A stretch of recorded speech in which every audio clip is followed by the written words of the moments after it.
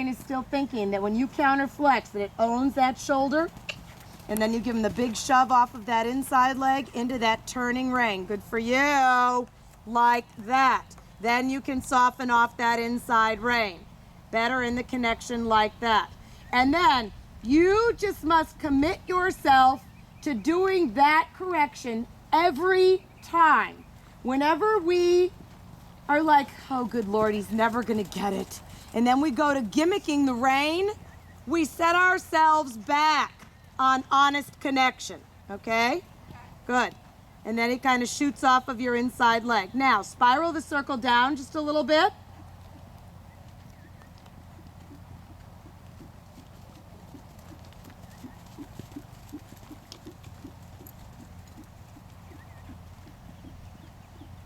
A little bit more.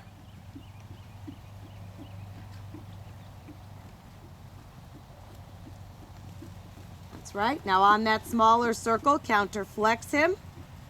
And now in that counter flexion, leg yield him out. In counter flexion. In counter, good, good, good. And then true flexion, still give him a little push into that outside rein. And then soften off. That's better. Good. That's where we want him to go, like that. Now change direction. Forward through that bend change. Always gas pedal through a bend change, okay? Whenever you go to change your bend, all horses do it. They tend to back off a little bit.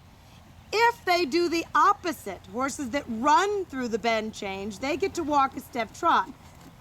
But horses that tend to do like your horse does, which is more common, they slow down. They just need that little gas pedal through the bend change so that you can use your hand. Otherwise, when you use your hand, you're just in his face without making the change through his whole body. Everything you do, you're looking for that opportunity to let him seek connection. Good. And if they're not seeking, we'll make it. Then we make connection and then give them the opportunity to, yes, soften off and then seek. Good. All right. So now, remember the exercise we did last time when I was having you halt? Now we're going to modify that just a little bit, but something similar.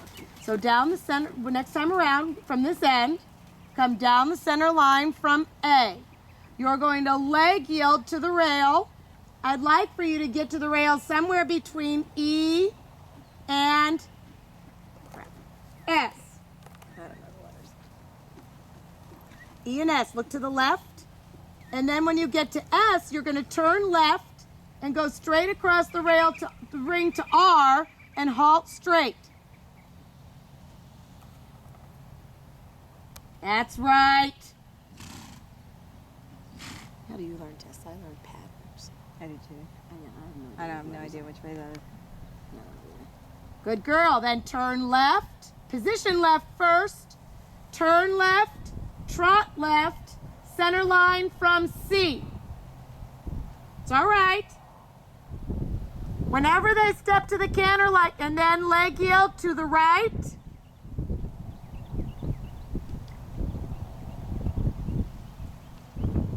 And don't worry about what letter you're at. Just get there, and then as soon as you reach the rail, turn left, straight across the ring, and halt.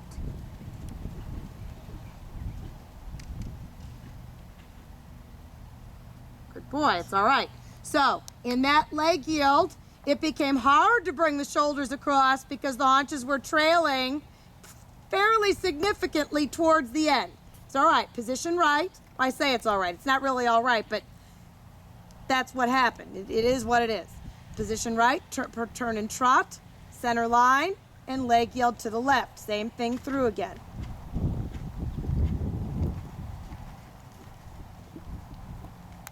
If you feel him really start to trail those haunches, I want you to walk, like right there, walk.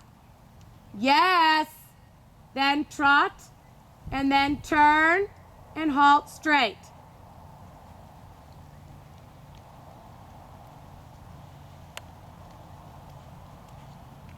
Not too bad. Walk forward a step to get the left hind. Yep. Good. So if in the middle of this leg yield, he's really trailing those haunches,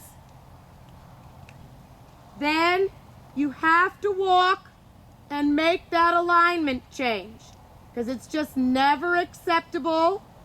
And I like to make the alignment change with the walk, because the walk says that a half halt can realign you.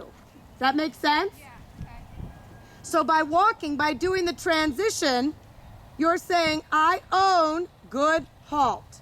It's slightly haunches left, but he's nice and square, and he stepped into it well. Position right, turn right. Now circle, come through the short side, and now down the long side, similar exercise, shoulder in right.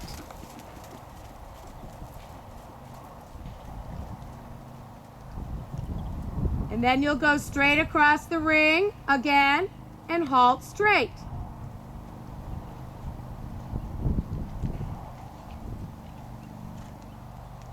Okay, so while you're in your halt, my observation in the shoulder in is not quite enough bend, and then he wants to scurry a bit. So same principle. If he's not taking the half halt and in the alignment you want, walk in it to fix the half halt, and then trot forward in it. Position left, turn left, shoulder in left, down the next long side.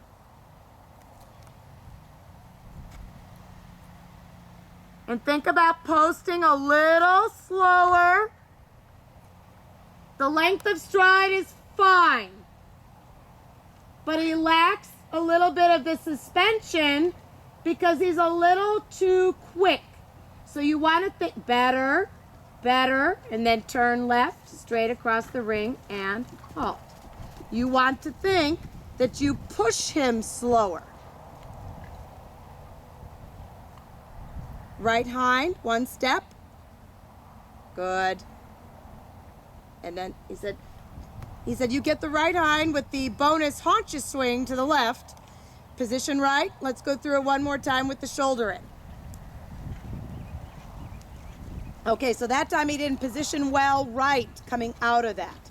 All right, so there wasn't enough push into your hand. Not a criticism, Michelle, just an observation. Okay, so that this way you know better. I don't even mind the little head flippy crap because the body position was good. The stuff that comes through his head is that last little bit of finish throughness. And again, you can't gimmick that into correctness. You ride that forward from your leg into correct. Position left, turn left, trot left.